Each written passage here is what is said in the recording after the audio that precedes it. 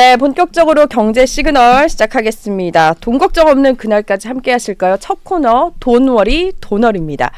저희 척척 박사님이라고 항상 제가 명하는데 김강석 교수님 오늘도 오셨어요. 안녕하세요. 안녕하세요. 반갑습니다. 네. 아니요, 아침에 부쩍 춥지 않나요? 아, 그런가요? 네, 안 추우셨나요? 네, 차 타고 네. 오셨나요? 아, 저는 추위를 잘 모릅니다. 아, 진짜요? 아니, 네. 얼마 전까지만 해도 습하고 더웠는데 네. 이렇게 훌쩍 가을로 네. 넘어간다는 생각이 좀 들더라고요. 네. 감기를 조심하세요. 저는 365일 덥게 살아서요. 아, 그러신가요? 그래도 이번 주 좀 바쁘셨을 것 같긴 해요. 네. 경제 뉴스가 많아가지고. 맞습니다. 네. 네. 일단 저희가 이제 저희 주제를 하기 전에 네. 항상 코너 속의 코너 네. 밤사이 좀 주식 상황, 미국 주식 상황 좀 짧게 정리해 주세요. 일단 저도 이제 유튜브를 하다 보니까 네. 어젯밤에 미국 물가가 발표됐어요. 그렇죠. 네. 그러니까 최근 경제를 논할 때 제가 세 단어로 설명드려요. 물가, 금리, 네. 시장. 이 시장은 이제 주가예요. 쉽게 말하면. 네. 물가, 금리, 시장. 이게 무슨 말이냐면 물가가 치솟느냐. 네. 그러면 물가가 치솟으면 금리를 인하할 수 없어요. 그러면 금리를 인하할 수 없다는 얘기는 주가가 또 곤두박질 치겠구나. 금리 인하 기대감이 사라지는구나. 네. 이거예요. 어제 발표된 미국 물가가 네. 또 실망이에요. 예상보다. 예, 시장의 기대치를 밑돌고요. 특히나 근원 물가 상승률이 또 전월보다 올랐어요. 바로 그래서 여파가 있었나 보죠. 그러죠. 그러니까 당연히 저는 미국 주가를 확인하지 않았습니다. 어. 근데 뻔한 네. 거예요. 너무나 뻔한 거예요. 당연한 코스로. 그래서 네. 미국 11월 FOMC 회의에서 금리 인하를 B컷으로 기대했던 시장은 B컷 기대감이 완전히 사라졌습니다. B컷은 당연히 없을 것이고 어쩌면 금리 인하가 없을 수도 있다. 없을 수도 있다. 그래서 그런 전망까지 나온다고 한번 하더라고요. 쉬었다 갈 네. 수도 있다. 노컷일 수도 있다. 사실 그 가능성이 좀 더 명확해지긴 했겠네요. 그렇죠. 어제의 물가 발표는 결국 금리 인하 쉬어갈 수도 있다라는 생각까지 들 만큼 그만큼 금리 인하 기대감이 상당 부분 사라지고 그것은 이제 주가에 부정적인 영향을 미치는 것이다. 그래서 다른 영향을 좀 빼고 네. 어제 발표된 물가에 미치는 우리 한국 주식 시장의 영향만 생각해 본다면 네. 오늘 주식 시장도 그렇게 긍정적이지만은 않을 것이다. 이렇게 좀 의견을 드려보고 싶습니다. 근데 하나 짧게 여쭈면 지난주에도 여쭤봤는데 오늘 로보택시 공개 앞뒀거든요. 네. 근데 1%가 빠졌어요. 네. 이게 약간 기대만큼 상용화가 또 예정돼 있지 않아서일까요? 왜 이렇게 빠지는 거예요? 그렇죠. 앞두고? 예. 그러니까 로보택시 하면 이게 잘 상용화될 것이다. 순탄하게만 잘 진행될 것이다. 이렇게 하면은 기대만큼 이게 항상 여러분 삼성전자의 실적 발표라든가 LG전자의 실적 발표라든가 네. 이런 것들도 전분기보다 영업이익이 늘어요. 전분기보다 매출액이 늘어요. 삼성전자, LG전자 다 마찬가지입니다. 네. 근데 그 전분기보다 늘고 전분기보다 뭐 괜찮아요. 이게 중요한 게 아니라요. 기대치보다 늘는지 이게 중요한 겁니다. 심리. 항상 심리네요. 왜냐하면 기대치에 반영된 주가가 형성되어 있기 때문이에요. 네. 역시 어제 발표된 물가도 기대치보다 느는지가 중요해요. 그 심리가 굉장히 크게 왜냐하면 작용하네요. 기대치에 반영된 주가가 이미 정형있기 때문에 역시 마찬가지입니다. 네. 시장의 기대는 잔뜩 와 이거 상용이 되네 하면서 네. 기대를 했는데 기대를 밑도는 어떤 여러 가지 여건들 뭐 그런 것들이 좀 여러 가지 발표가 네. 되면 아무래도 좀 실망감으로 또 작용되기 때문에 그런 것입니다. 예를 들어서 뭐 기자님도 뭐 소개팅을 나가요. 네. 근데 생각보다 네. 기대를 전혀 안 해요.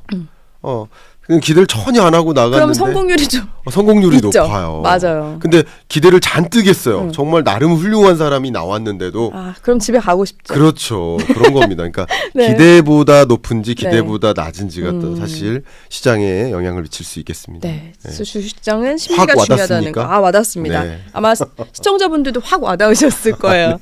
자, 그러면 이제 저희 잡은 본론으로 네. 들어가서 오늘 아침에 드디어 네. 금통위가 열리는 날입니다. 그렇습니다. 어떻게 전망하세요?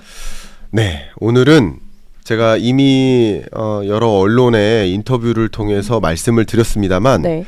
일단 이거부터 하나 바로 잡을까요? 이거 어쩌면 큰 쇼츠건으로 그래요? 남을 수 있겠는데 중요하네요. 정말 많은 언론이 잘못 나갔습니다. 왜요? 어떤 게 잘못 나갔죠? 오늘 금리 인하가 네. 4년 반 만에 금리 인하입니다. 오늘 금리 인하가 있다면 4년 5개월 만에 금리 인하가 있을 겁니다. 네. 근데 많은 언론들은 여러분 한번 검색 4년 5개월 만에 금리 인하가 있을 것으로 금리 인하가 있다면 판단할 수 있는데 근데 많은 언론은 38개월 만에 금리 인하가 있다고 제목이 그렇게 나가버렸어요. 맞아요. 많이들 써 있더라고요. 굉장히 잘못된 어떻게 보면 죄송하지만 경알못스러운 기사 제목입니다. 제가 이거 왜 이런 기사 제목이 나갔는지 해석을 제가 해봤어요. 네. 의견을 잠깐 드려볼까요? 네. 왜 그러냐면 21년 8월에 금리 인상을 시작했어요. 네. 그러면 지금 24년 10월에 금리 인하를 한다면 금리 인상한 이래로 첫 번째 금리 인하가 시작된다라고 가정했을 때 네. 그러면 금리 통화정책 기조의 전환 피보팅이죠. 네. 그 피보팅이 있으니까 통화정책 기조의 전환이 38개월 만에 통화정책 기조의 전환이에요. 그러니까 피벗의 38개월 만에 피벗의 시작이에요. 통화정책 기조의 전환의 38개월 만의 일이에요.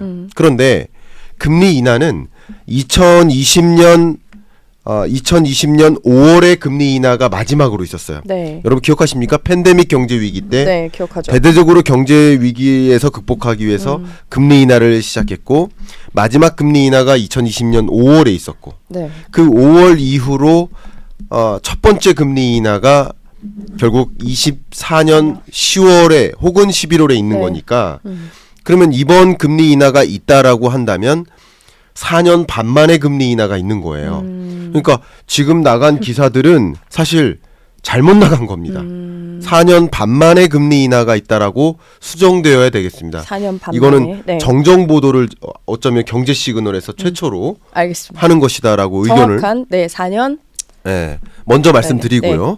자, 그러면 전망을 좀 해봐 주세요. 네, 의견을 드리겠습니다. 저의 의견은 10월 오늘 금리 인하 가능성을 60%로 두고 있습니다. 꽤 높게 잡으셨네요. 그러면 왜 그렇게 두느냐 네. 의견을 지금부터 드릴게요. 여기 제가 오늘 특별히 경제 시그널에 이 이야기를 명확히 설명드리기 위해서 저울을 좀 준비해달라고 했어요. 좋아요. 소품. 예. 같이 요 가운데서 볼까요? 오늘 특별히 우리 동아 그룹에서 네, 스텝 그 PD님들이 예, 너무 잘 보이십니까? 네, 좋은 걸 준비해 예. 주셔서 조금 더 일로 이렇게요? 네, 예. 화면에 네. 여러분 이거 굉장히 비싼 그 예산을 네. 투입해서 준비를 했습니다. 네, 이 저울이 어떤 의미가 좀 있어요? 자, 설명을 한번 드려볼게요. 많은 분들이 제가 이 통화정책 결정, 네. 그러니까 금리를 결정하는 게 어떤 특정 이해관계만을 고려해서 금리를 결정하는 것이 아닙니다. 네.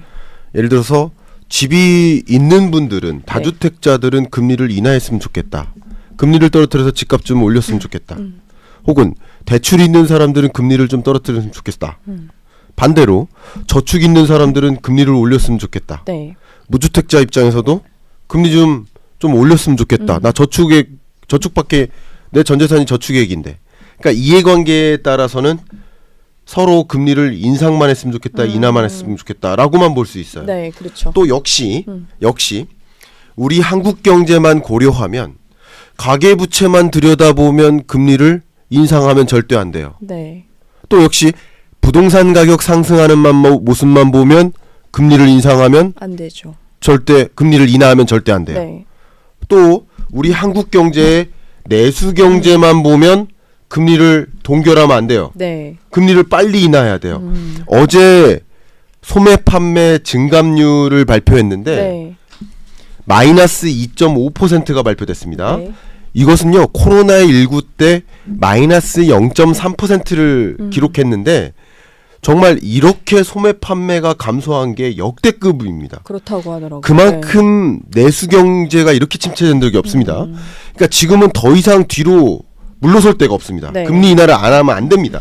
내수 경제만 보면 또 역시 중요한 거 물가 상승률을 보면 지금 물가 상승률이 1.6%인데 목표 물가가 2%거든요. 네. 그럼 2%를 밑도는 물가 상승률을 계속 내버려 두면 우리나라 일본처럼 가는 거예요. 잃어버린 30년으로 가는 거예요. 네. 역시 더 이상 미룰 수가 없습니다. 그럼 네. 제가 무슨 말씀을 드리느냐? 네. 자, 이 두 개의 무게추는 가계부채와 부동산이에요. 네. 가계부채라는 무게도 무거워요. 네. 부동산이라는 부동산. 무게추도 무거워요. 네. 그 두 개의 무게추를 고려하면 금리를 인하할 수가 없어요. 없죠. 내수 경제 침체를 고려하면 이 무게추가 무거워요. 네. 금리를 인하해야 될 것 같아요. 역시 물가 상승률을 고려하면 금리를 인하해야 될 것 같아요. 근데 이 두 개 중에 뭐가 더 무거울까를 고려하는 거예요. 근데 지금으로서는 네. 이 두 가지 이 무게추 중에 이 여러 가지 무게추가 있지만 네. 이게 조금 더 무거워지는 흐름이 흐름이 이게 조금 더 무거워지는 흐름이다라고 의견을 드리고, 그러면 지금 한국은행의 최근 보고서상에서 어떤 것들을 관찰할 수 있냐면 금융안정 보고서가 발표됐습니다. 네. 이 부분에 대해서 제가 분석해 드릴게요. 굉장히 중요한 얘기입니다. 이 두 가지는 가계부채와 부동산 문제는 이게 거시 안정 대책이라고 하는데 네. 우리는 내수 경기 안정을 위해서 우리는 또 물가 안정 목표를 달성하기 위해서 금리는 더 이상 뒤로 물러설 데가 없다. 금리는 인하해야 된다. 그런데 이 두 가지는 네. 국토교통부야. 너네가 부동산 규제 네. 더 마련해. 너네가 공급 대책 더 마련해. 그래서 주거 안정 대책 더 마련해. 금융위 너네 더 금융 규제 강화해. 스트레스 DSR 2단계 더 빼곡하게 마련해. 대출을 쪼아라. 너 3단계를 더 시급히 조정해. 네. 너 DTI 뭐 이런 거 더 빼곡하게 마련해서 가계부채 대책 더 추가적으로 마련해. 나는 이 문제, 이 사안이 더 이상 물러설 데가 없기 때문에 금리 인하를 미룰 수가 없어. 그러니까 이거는 너네가 할 일이야. 나는 내가 할 일 해야 돼. 하나의 본연의 일을 그렇지. 강조하는 거네요. 나는 수학 교사야. 나는 수학 숙제 도와야 돼. 너 영어 선생님들 영어 공부 잘 가르쳐. 나는 이거 해야 돼. 네. 하는 입장을 발표한 거예요. 굳이 따지면 한국은행은 통화당국으로서 통화정책의 수장으로서 나의 일을 수행하기로 결정하는 모습이라고 생각을 하고, 역시 이 재정당국은 재정정책으로서 이런 나머지 부작용들을 해결해야 되는 상황이지 않을까라고 저는 해석을 하고 있습니다. 각자의 부처에서 각자의 역할을 같은 시기에 하는 게 굉장히 중요할 수도 있겠네요. 그렇습니다. 그러면은 이제 원리를 네. 완전히 이제 이해를 이해하셨어요? 해주셨으니까 네. 네, 완전 잘했습니다. 네. 김광석의 저울론. 저울로. 네. 근데 보면은 감사합니다. 이제 가장 궁금한 거는 네. 우리한테 오는 우리 자산에 오는 여파거든요. 네. 사실 시청자분들은 그래요. 그러면 좀 디테일하게 저희가 시간은 없지만 좀 빠른 속도로 해보자면, 먼저 물가는 말씀을 하셨는데 그게 그러면 물가에 대한 걱정을 좀 덜 수 있는 건가요? 네.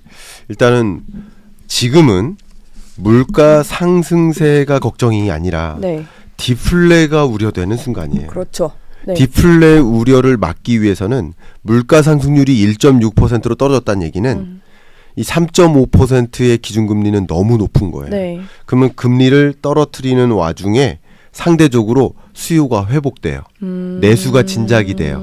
그러면 소비가 일어나고 고용이 회복되고 기업들의 투자가 일어날 여지를 만들어주는 거예요. 네. 그러면 물가 상승률을 다시 끌어올릴 수 있는 여건을 만들어주는 거다. 이렇게 이해해 주시면 도움이 되겠습니다. 그러면 물가 면에서는 피벗 여건이 이제 충족이 됐다고 치고, 네. 근데 보면은 전제 조건이 또 있죠. 아까 말씀하신 부동산 가계대출이 있는데 이게 아무리 그 부처에서 만든다고 해도 공급에는 시간이 걸리고 네. 이 또 여파가 있을 수 있는데, 부동산 가계대출에 이번 인하가 된다면 네. 어떤 여파가 있을 수 있을까요? 가계부채 규모가 증가하는 현상, 그것은 피할 수 없습니다.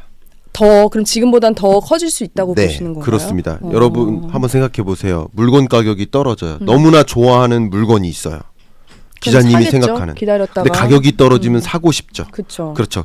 역시 금리가 떨어지면 대출을 더 받고 싶은 거예요.